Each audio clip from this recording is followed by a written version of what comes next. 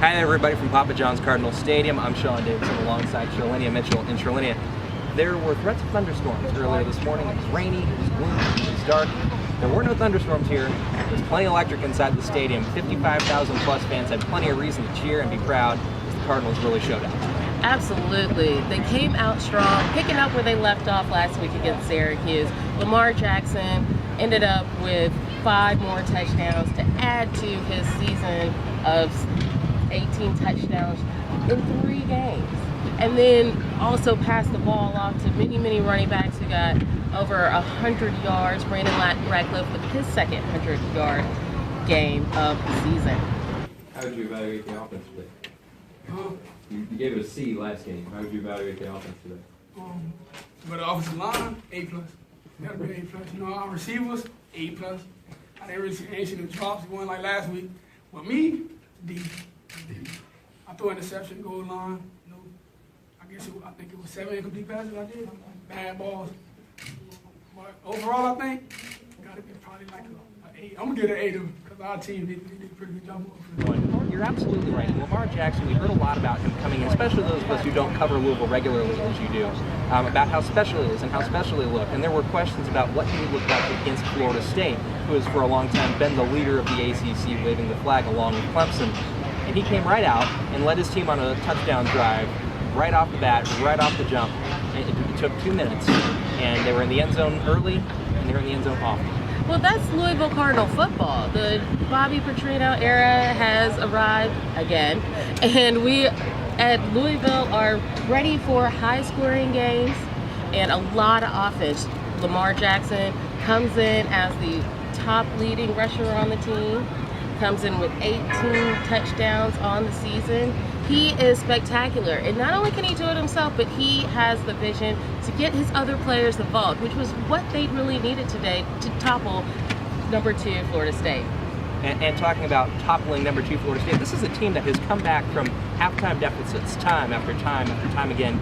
And it did feel different when they went to the locker room, but if it didn't feel different when they went to the locker room, there was a punt return as soon as they came back into the second half, and it really emphasized what Coach Petrino has been talking about finishing, and they really did him proud. Yes, absolutely. Alexander came out on that punt return for 66 yards for a touchdown in the second half that changed the momentum of the game completely. Florida State knew that they are good in the second half, that they're one of the best teams in the country in second half points. However, that punt return just took all of the steam right out of them. Yeah, I'm just really proud of our team. When you look at a team win, this was really a team win.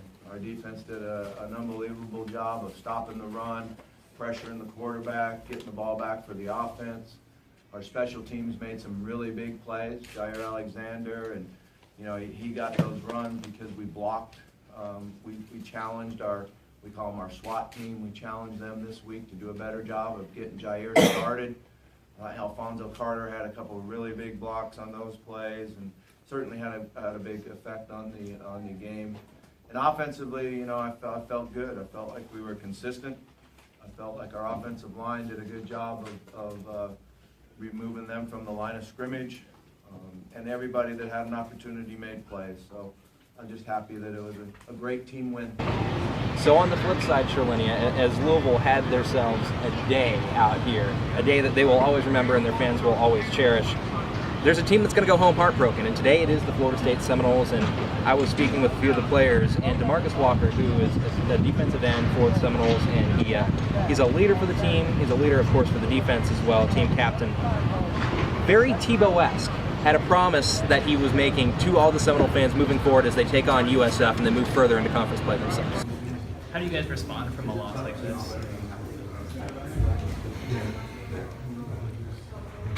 It starts with me. From now on, I'm not letting nothing get away. I know what it takes to win a national championship. I've seen the older guys, show me the ropes, a 1-on-1, and I can't be friends. There's no off the field stuff going on. I can't be cool when it comes to being on the field. I gotta demand what's right, and what to do as a national championship team. And for now on, I'm giving 100%. You know, I'm gonna step up my leadership skills.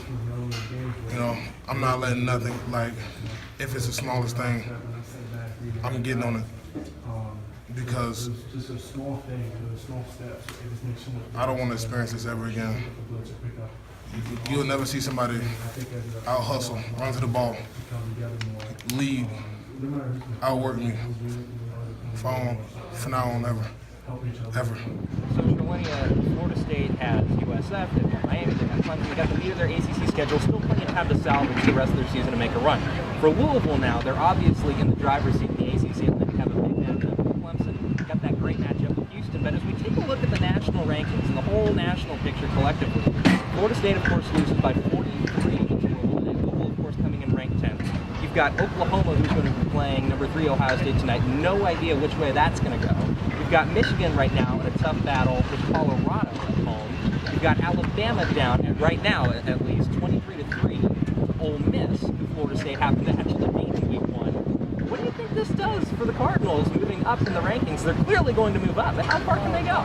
Well, you know, for this Louisville team, there's no limit to how far they can go. The sky's the limit. Lamar Jackson looks at every game differently. He says this was just like getting ready for the game that they had last week. And next week's matchup against Marshall will be the same, as will the matchup against Clemson the following week. However, in the grand scheme of things, I think Louisville really has the leadership and the potential to go pretty far this year. The selection committee come October will have a tough decision when deciding how the ACC will break down, but I do believe Louisville will be on top come the end of this regular season. Well, they're getting ready to go home. We might as well get ready to go home as well.